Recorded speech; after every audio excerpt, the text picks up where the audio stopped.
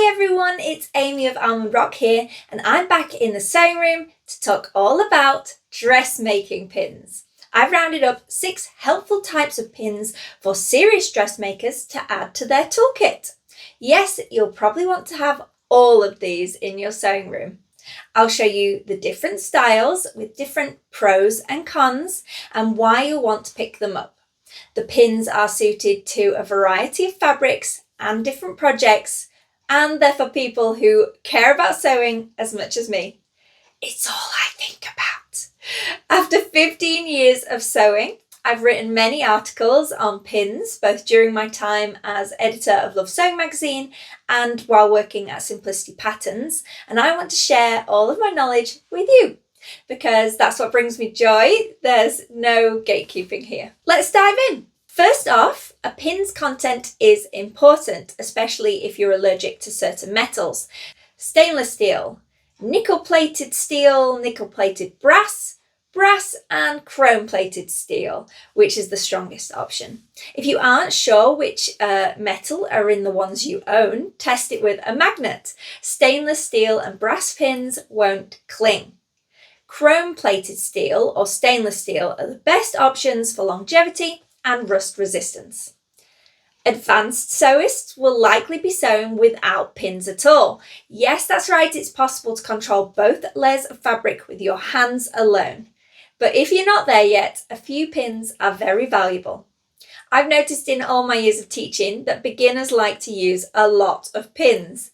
Generally, I'm only pinning every inch or sometimes just 2, unless I'm matching stripes or pinning gathers. Number 1 is classic dressmaking pins. Yes, everybody has these, but do you have the best ones? I recommend at least 30 millimeters long and 0.5 millimeters thick. The longer the pins are, the easier they are to pin into fabric and give a greater control, and they're quicker to remove at the machine than other standard pins. And at 0.5 millimeters, they're fine enough for most lighter weight fabrics. Because many haberdasheries and craft shops stock 26 or 27 millimeter pins that are above 0.6 millimeters thick, this is what ends up in most people's craft kits, and you'd be surprised at the difference each millimeter can make.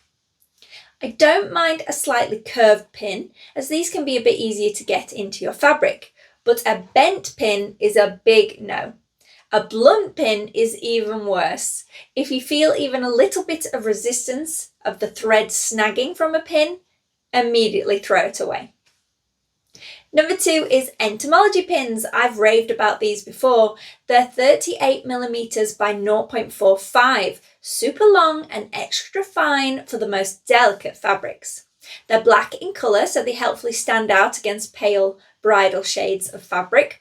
Merchant and mills sell them in packs of 100, so I recommend buying a couple of packs if you don't want to run out mid-project. I use these for all my fine work, viscose, silk, chiffon, and so on.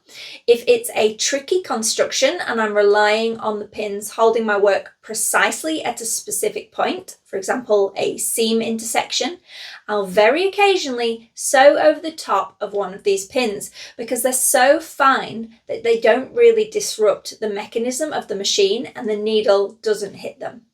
I'm not saying leave all the pins in the work and sew over the top of them. I'm just saying that if you're in a pinch, you can leave one in the work and sew over it an important area. Only if you're not keen on hand basting, that is.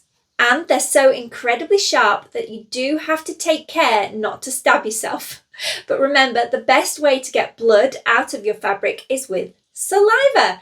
The enzymes break down the red blood molecules and fade away when rubbed. Number 3 is easy grasp pins or accessible grip pins. If you're looking for a pin that is easy to get hold of, I have 2 great options. Why would you care about that? Well, the easier a pin is to grab, the more efficiently you work and the faster you can whip the pin out right before the needle. Plus, if you happen to have dexterity or sight issues, these are the pins for you. Easy to see and grab. Prim, aka Dritz, have a pack of easy grasp pins with a long concave handle made of plum-coloured plastic. Hemline also released a copy of these in navy blue. Taylor Seville have a set called the Magic Pins with a similar shape silicone handle in a few different thicknesses and colours that they call both Comfort Grip and Ultra Grip. Both are easy to see in your work with their bright coloured handles, and the handle shape is ergonomic and easy to manipulate through the layers of your project. It's not just about how you handle them in your fabric. The rounded handle also lifts the pin up off any flat surface, making them much easier to pick up that way too. You can also consider a pin cushion or a magnetic pin dish, which is an much easier way to pick up pins than a tin or a box.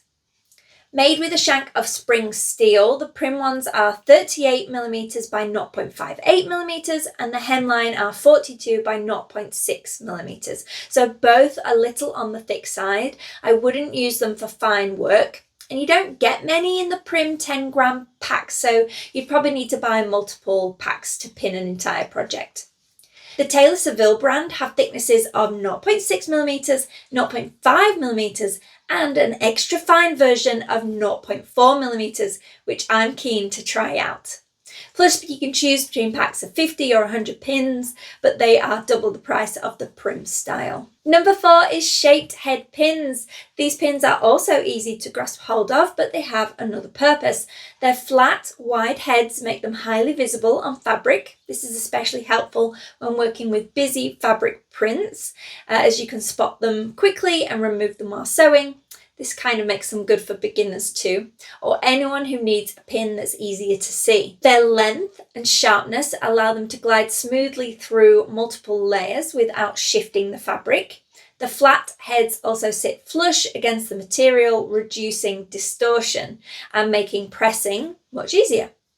I love them for denim and coating, aka heavier fabrics, as they're slightly thicker in diameter. They also show up well in fluffy fur fabric and textured wool like boucle. Generally, they're available around 54mm long and 0.56 or 0.58mm thick. You can use them on stable cottons, but I would be nervous using them on viscose or fine cotton lawn or anything lighter than that, because you'll end up with either a big hole or a snag in your fabric.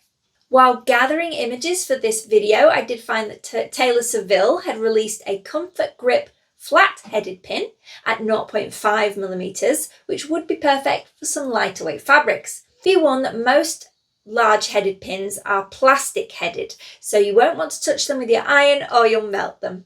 Number 5 is ballpoint pins. These are pins specifically designed to work best with jersey and knit fabrics, as they feature a slightly rounded ballpoint tip. That's going to prevent damage and accidentally splitting stretchy fabric fibres.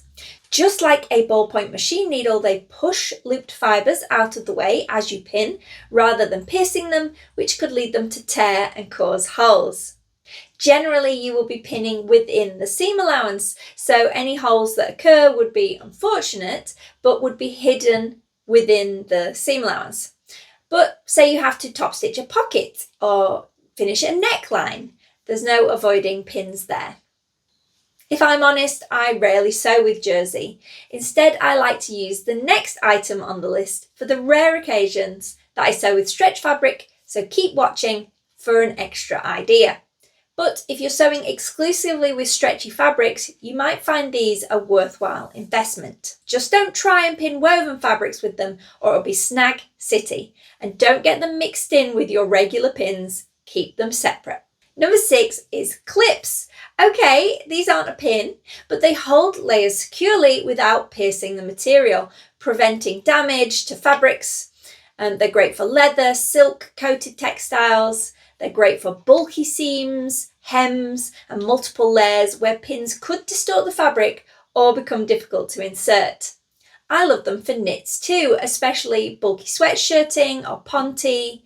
They're quick to position and remove, making sewing more efficient and comfortable on your hands. Plus, they come in 2 sizes, making them even easier to grab. Their strong grip helps maintain accurate seam alignment, giving you cleaner, more professional results with less fuss during construction. And they come in a whole range of fun, happy colours. My tip is if you're working with lots of bulky layers of something that may get damaged, like leather and oilcloth, prevent any indentations from the clips with a scrap of tissue paper as the top layer. This is only an issue when clipping outside of the seam allowance area. Drawbacks are, yes, it's pretty impossible to clip a pocket in place for top stitching, but a couple of strips of washi tape or ballpoint pins that we've talked about earlier would be a fine alternative. That's it for today. I hope you enjoyed this video. Let me know in the comments if you already own and love any of these pins, or share your favourites with everyone in the comments below. Don't forget to subscribe if you like weekly sewing videos with project inspiration, sew the look ideas and more. I talk about tools and supplies and sewing room organisation. My dream is to make it to 10,000 subscribers, and I need your help to hit that goal. Thanks, and I'll be back again soon. Bye everyone.